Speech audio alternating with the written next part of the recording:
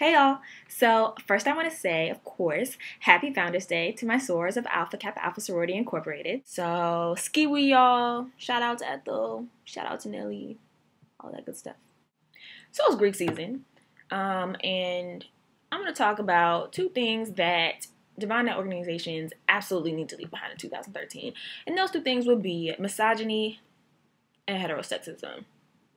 You might have seen an article on the Grio a while back called "Do Black Fraternities and Sororities Still Matter?" Of course they do.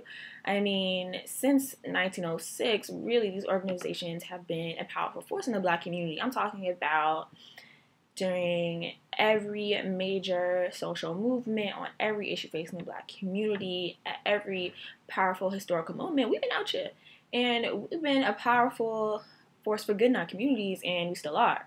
But let me tell you something. If something were to make the Divine Nine completely irrelevant to the next generation, it would be the pervasive, the astounding, the really completely unnecessary levels of homophobia and sexism that exist in BJLO culture. And y'all, it's 2014. So we gotta do better. And I'm just gonna give a couple tips on how we can do that.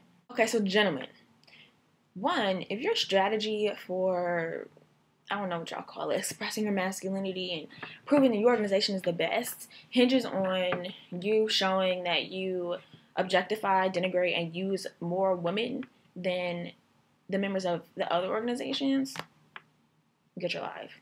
That's not cute. That's not funny. That's not attractive. And it's 2014, and you just gotta do better. Likewise, if your argument for why your organization is the best is that members of other organizations are gay,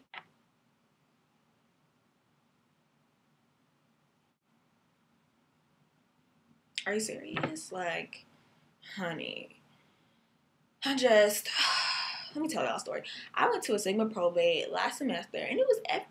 It was so powerful. The neos were so intense. I was just all about it. I was here for them until they got to the part where they were greeting the other fraternities, and all of their greetings were just like, oh, I don't run around naked with other guys like Q's. Oh my gosh, look at me. I'm a Kappa. I'm gay. It just messed up the whole experience. Really, like, that's all you got. Let me tell you something. There are gay people in your organization. There are gay people in your organization.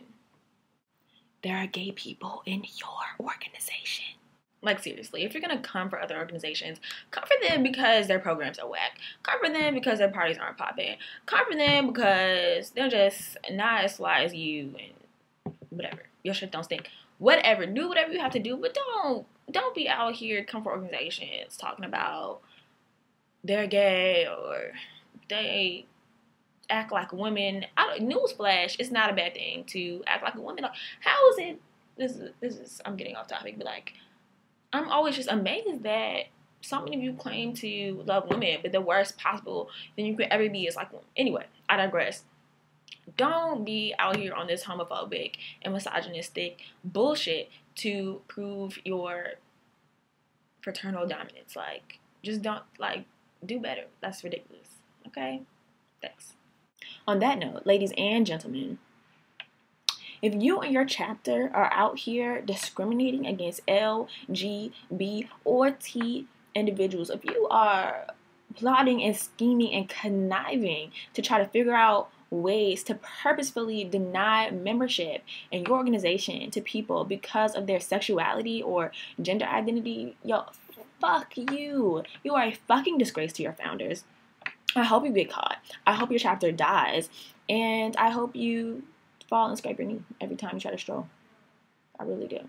Get your life together. Okay, moving on from that foolishness. Ladies, we're all guilty of it. But if in positing the superiority of your organization, you are relying on stereotypes about how members of other organizations are fat or ugly or eat too much or are hoes, y'all, no, stop. I am all the way here for healthy competition. I would be the first to tell you that women of Alpha Kappa Alpha Sorority Incorporated are the flyest, the prettiest, the most accomplished women you will ever meet. We are first and finest, supreme in service, often imitated and never duplicated. all of that. Like, believe me, I get it. Do you rep your shit, but don't rely on misogynist tropes to do it. Because, ladies, we don't have time for that. We get enough of that from literally everyone else. So we don't need to be inflicting internalized misogynist foolishness on each other. And you know, the purpose of our organizations is sisterhood, is service, but it's also to be role models to young college-bound Black women, and that mess is really the worst kind of example we can be setting. I mean, again, come for other organizations all you want, but come for them because they're not on point. Come for them because their steps are raggedy. Come for them because you're mentoring young girls out here and they're just posted up a pair. Come for them because they're paper. I mean, I could go on and on. I could talk about how ridiculous it is that in so many of the underground processes out here, the legitimacy of young women is really dependent on whether or not they were seen by a man.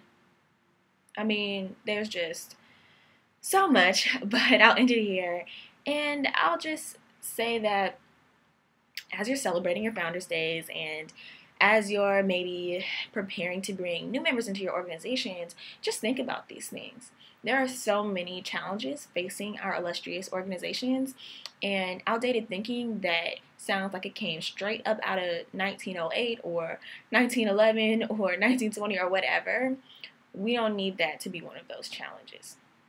All right, that's it. Once again, happy Founders Day to my sorors of AKA, and particularly the lovely uppermost ladies who came through the Lambda Upsilon chapter of Harvard, Wellesley, and MIT. Leave your comments below. Peace, blessings, and unity, y'all.